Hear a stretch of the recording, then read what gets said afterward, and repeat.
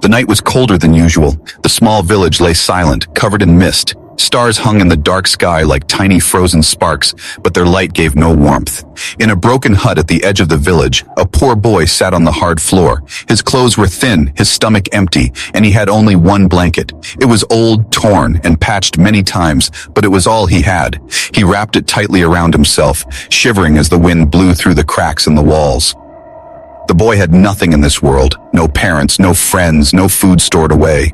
Yet, he was not bitter. He had grown used to silence, to hunger, and to loneliness. On nights like this, he often whispered to himself, pretending someone listened. He would look at the stars and wonder if someone, somewhere, cared about a poor boy like him. That night, as he tried to sleep, a sound cut through the silence. It was faint, almost like a whisper carried by the wind. He froze, listening. Again it came, a low, broken cry, not human, not animal, something else. The boy's heart pounded. Everyone in the village feared the forest beyond the fields. Strange lights were sometimes seen there, and stories of monsters were told around fires. Yet, the sound called to him. He could have stayed in his hut, safe under his blanket, but his curiosity was stronger than his fear. Slowly he stood, clutching his blanket to his chest, and stepped outside. The air was sharp and biting. The village was asleep, but beyond the huts, the forest loomed like a wall of shadows. The sound came again, weaker this time, a cry, almost like someone begging for help. Step by step, the boy walked into the trees. Twigs cracked under his bare feet, and the cold soil stung his skin. His body trembled, but not only from the cold. He felt he was walking towards something that would change everything. The sound grew louder as he pushed through the bushes. Then he saw it. On the ground, half hidden by leaves, lay a figure unlike anything he had ever seen. Tall, armored, with skin that seemed to glow faintly in the dark. Strange symbols ran across broken pieces of metal on its chest. Its face was pale, its eyes half closed, its breathing shallow, and on the ground around it, drops of glowing liquid, like light bleeding into the earth. The boy gasped and took a step back. This was no man, no beast. It was something from the stars. The stories were true. An alien lay before him. His first thought was to run. His second thought was to scream.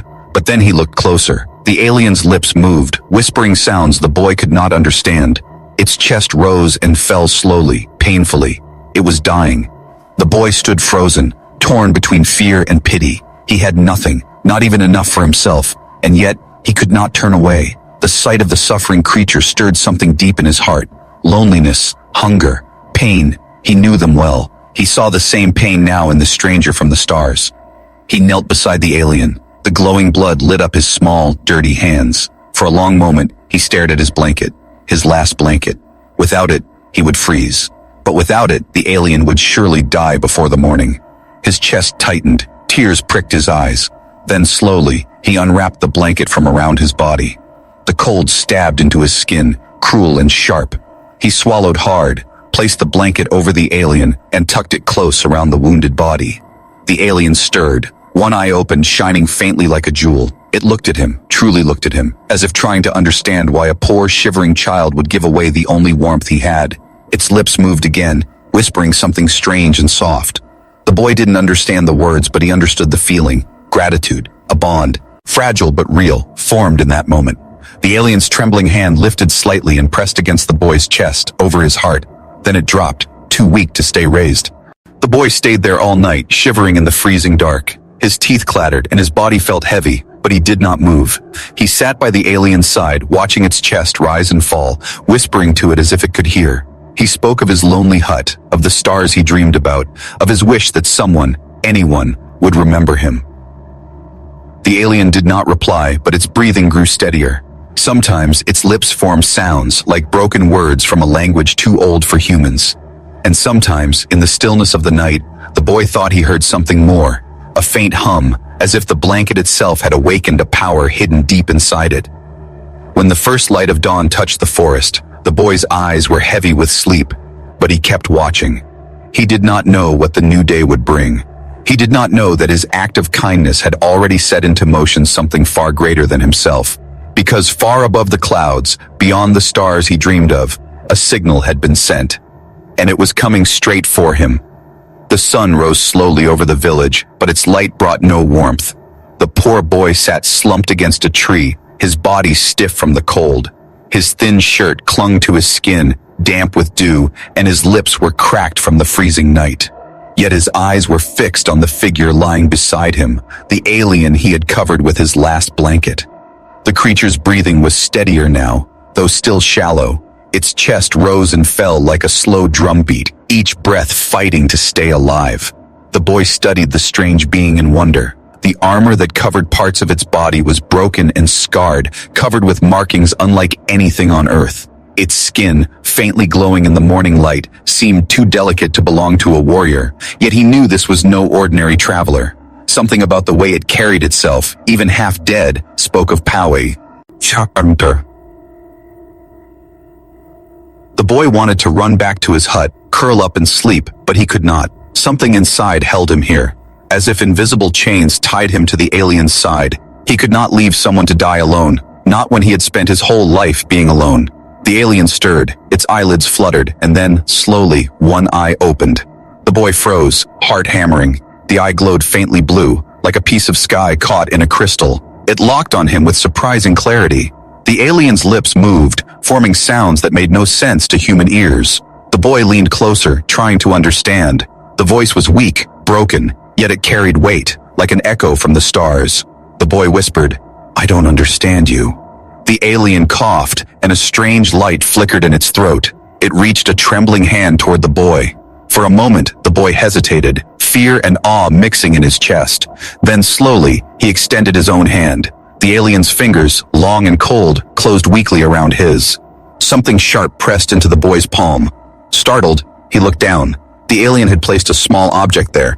It was no bigger than a coin, but heavy, smooth, and glowing with faint lines of light. Strange symbols shimmered across its surface, changing like ripples on water.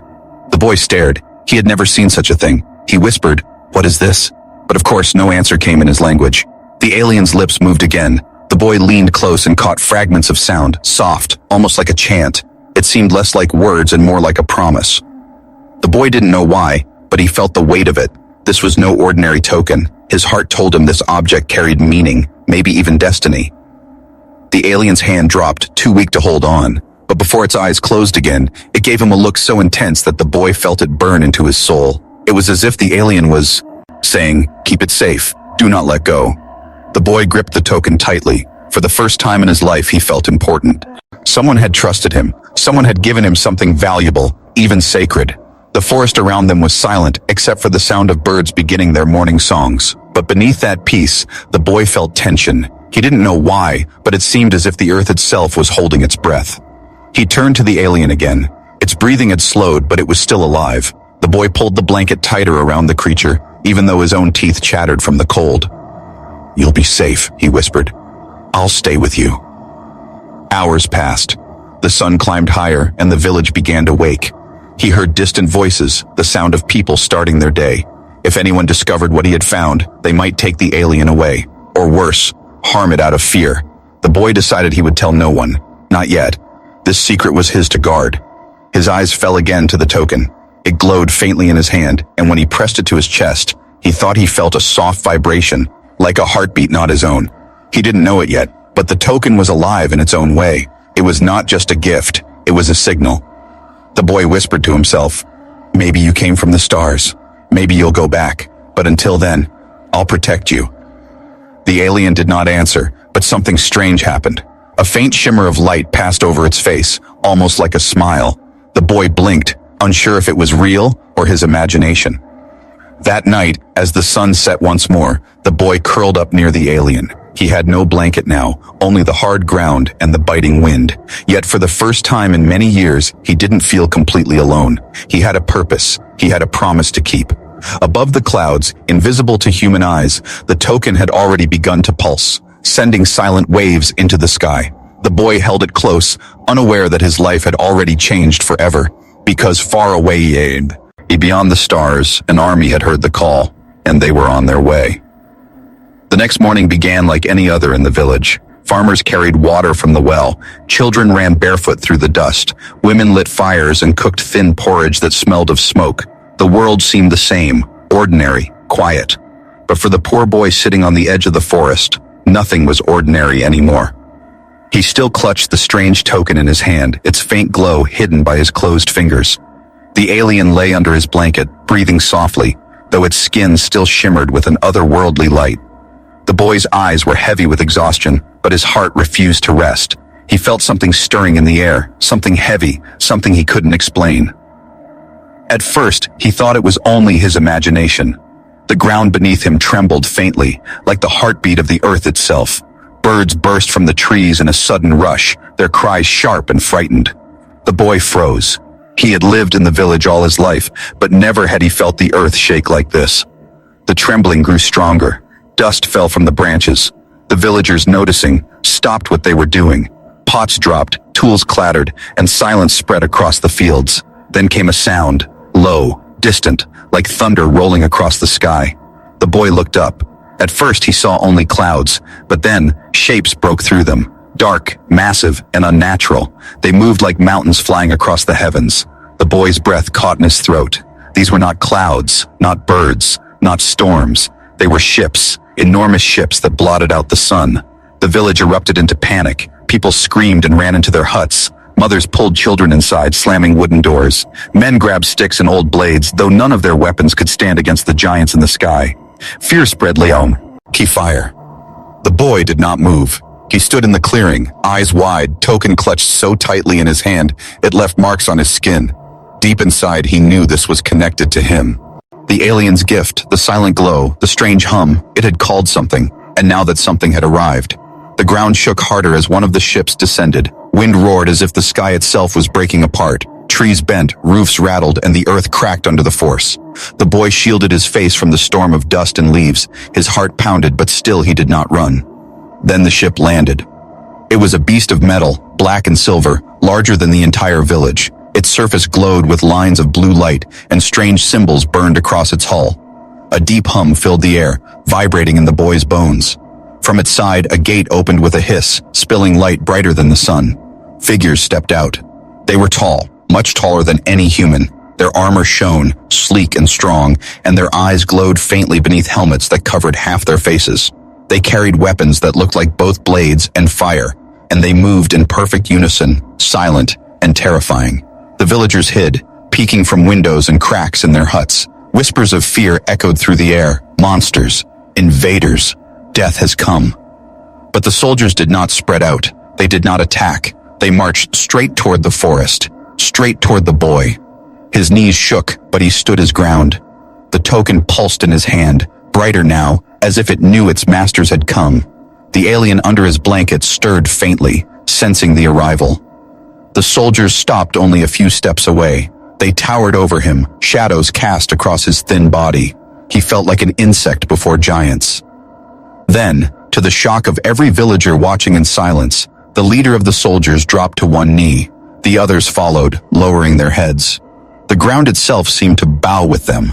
The boy's mouth fell open. He had expected anger, destruction, anything but this. He could not move, could not even breathe. From behind the soldiers, another figure appeared. Carried on a stretcher of light was the wounded alien from the night before. It was alive, though weak. Its eyes flickered open, and when they fell on the boy, a faint smile crossed its face. It lifted a trembling hand and pointed at him. A device near the commander's chest glowed, and suddenly the alien's broken words became clear in the boy's own language. He saved me. The villagers gasped. The boy felt the world spin around him. The commander rose, eyes burning with respect. He pressed his fist against his chest, a gesture of honor, and spoke in a deep voice that echoed through the clearing. This boy is under our protection.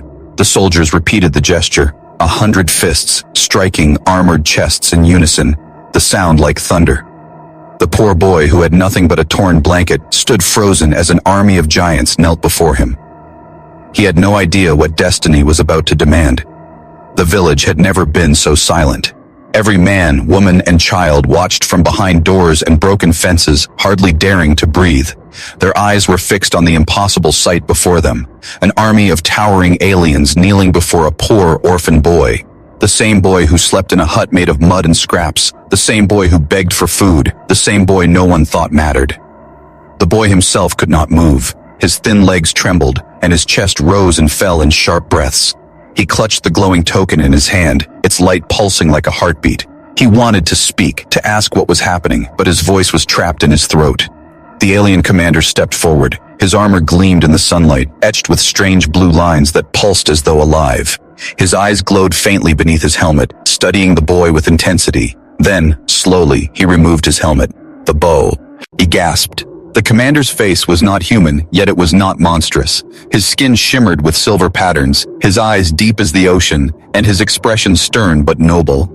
He bowed his head, not to a king, not to a warrior, but to a poor boy, shivering in rags.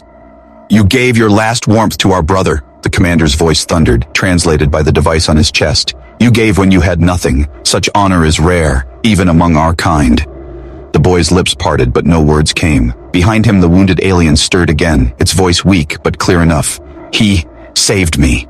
The commander's gaze hardened, and he turned so the entire village could hear. "This boy is under our protection. None shall harm him. From this day he is one of us." The villagers whispered in disbelief. Some dropped to their knees out of fear. Others covered their mouths with trembling hands. Never before had they seen such power, such reverence given to someone they had ignored. The poorest among them was now lifted higher than any chief or elder. The boy shook his head, confused. "I didn't do anything. I only gave him my blanket," he whispered. The commander's sharp eyes softened. He knelt down until his face was level with the boy's. "And in giving what little you had, you gave more than treasures. You gave hope. In our world, such an act makes you greater than kings." The boy's chest tightened. He wanted to believe these words, yet they felt too heavy, too large, for someone so small. His mind raced with fear. What if this was a mistake? What if they expected more from him than he could give? The commander extended a hand. Resting on his palm was a small emblem, glowing with the same strange light as the token in the boy's hand. "This mark belongs only to the honored. Few ever receive it. Today, it belongs to you." The boy hesitated. His thin fingers trembled as he reached out and touched the emblem. The moment he did, a warmth spread through his body, chasing away the cold that had clung to him all his life. For the first time, he felt strength in his bones, as if the stars themselves had entered him. The soldiers struck their chests again in unison, the sound echoing like thunder. Villagers cried out in shock, and some even wept, realizing the boy they had pitied was no longer one of them. He was chosen by the stars. The boy looked down at his ragged clothes, at his bare feet on the dusty ground. He was still poor, still hungry, still small. But when he looked up, he saw dozens of glowing eyes watching him with respect, and for the first time, he believed he mattered. The commander stood tall once more. "From this day, you walk with us. But know this, child, the gift you gave has drawn eyes far beyond this world. Enemies will come, dangers will follow, but you will not face them alone." The boy's heart pounded. Enemies? Danger? He wanted to run, to hide back in his little hut, yet something deep inside whispered, "You cannot turn back. You are part of something greater now." Behind him, the alien he had saved weakly raised a hand, pointing at the boy again. "He is chosen," it rasped.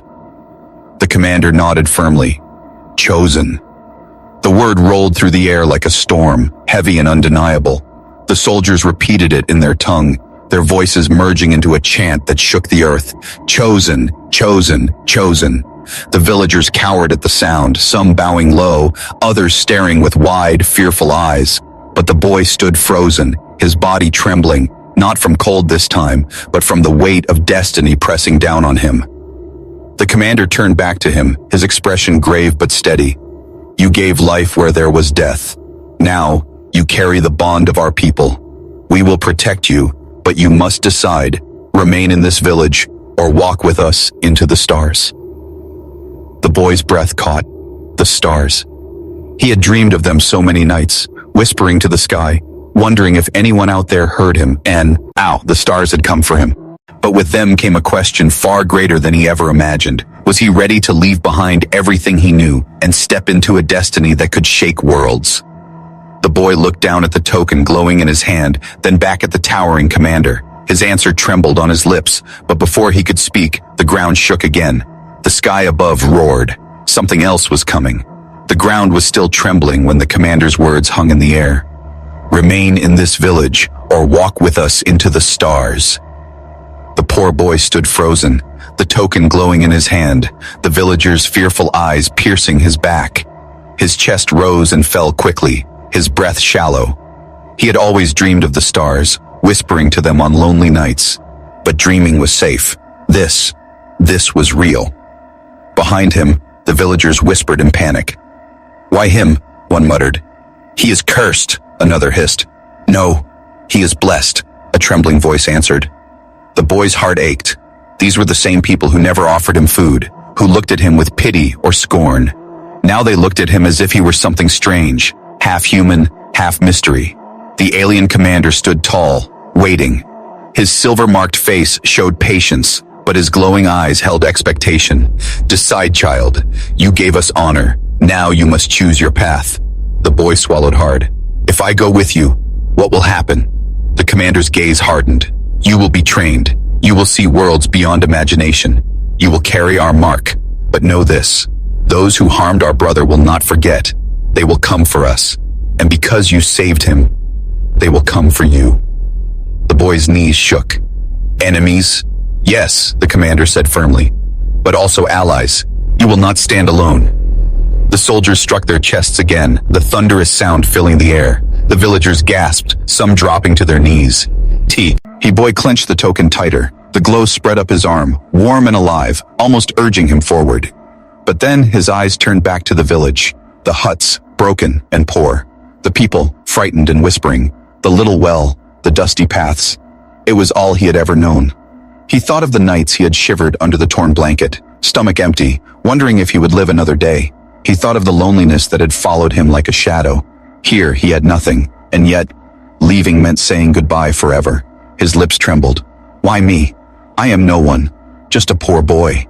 The wounded alien on the stretcher raised its weak voice. "Not no one. You gave when you had nothing. That is strength greater than weapons. That is why the stars answer you." The boy's eyes burned with tears. No one had ever spoken of him like that, not even once. The commander's voice grew softer.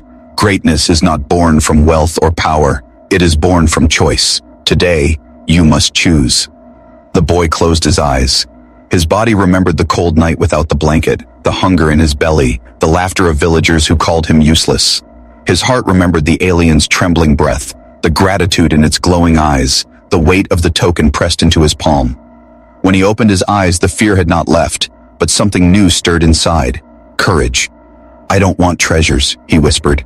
"I don't want food or gold. I only wanted to help. If I go with you, I will not go for power. I will go because someone trusted me. I will not break that trust." The commander bowed his head slowly. "Then you have already chosen." The soldiers roared, their voices rising like thunder. The sound shook the ground, echoed through the village, and climbed into the sky. The villagers fell to their knees, covering their ears, terrified. But the boy stood firm, the token glowing rightly in his hand. The commander extended his arm. "Step forward, and the stars shall know you." The boy's bare feet moved slowly, trembling yet steady. Each step felt heavier than the last. He stopped at the commander's side, looking up at the towering figure. The commander placed the glowing emblem against his chest. A surge of warmth and light flooded through him, filling him with strength. The villagers cried out in awe and fear as a faint mark, glowing like fire, appeared on the boy's skin, over his heart, the mark of the chosen. The boy gasped, his body shaking. He felt alive in a way he never had before. The hunger, the cold, the loneliness, all of it seemed smaller now. His chest throbbed with new power, new purpose. But even as the villagers stared, even as the soldiers honored him, a shadow moved across the sky. The commander's eyes lifted, sharp and wary. "It is too soon," he muttered.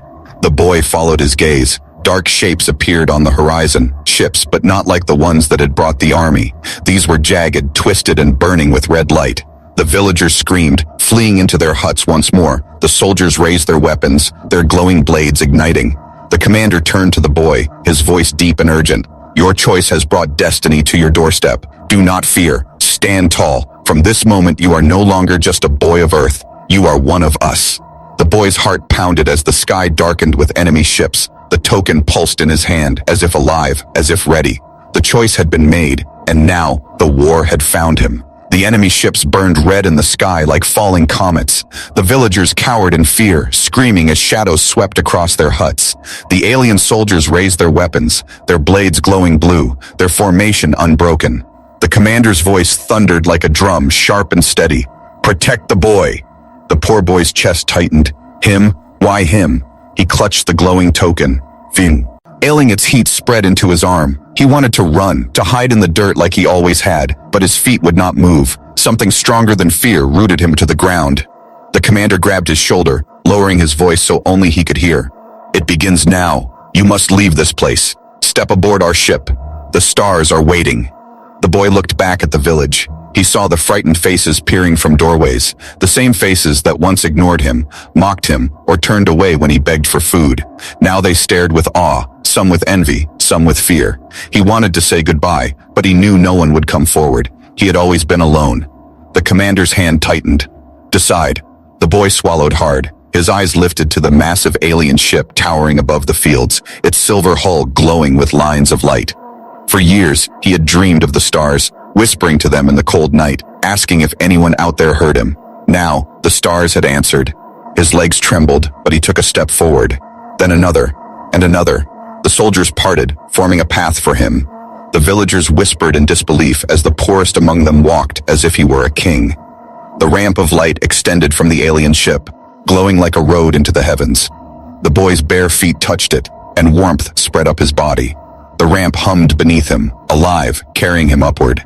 He gripped the token tighter, his heart racing. Behind him, the commander barked orders, and soldiers formed a shield around the ship, preparing for battle. The boy glanced back one last time. The village looked small now, the huts broken and weak, the people tiny shadows in the dust. For the first time, he felt he no longer belonged there. The ramp carried him into the heart of the ship. Inside, the boy gasped. The walls shimmered with silver light, alive with flowing paddy. Urns that shifted like water. Strange symbols glowed across panels, and the air was thick with energy. And the ceiling stretched high above, filled with soft blue light that reminded him of a sky made of glass. He stepped into a great hall.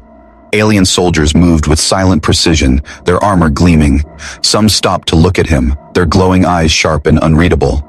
Then, as if in agreement, they struck their chests in salute. The sound echoed through the hall like thunder. The boy's heart pounded. He lowered his eyes, embarrassed, unworthy of such honor.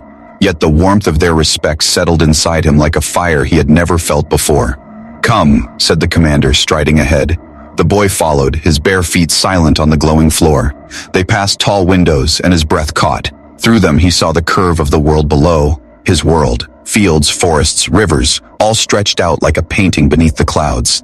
And above, stars glittered like endless diamonds.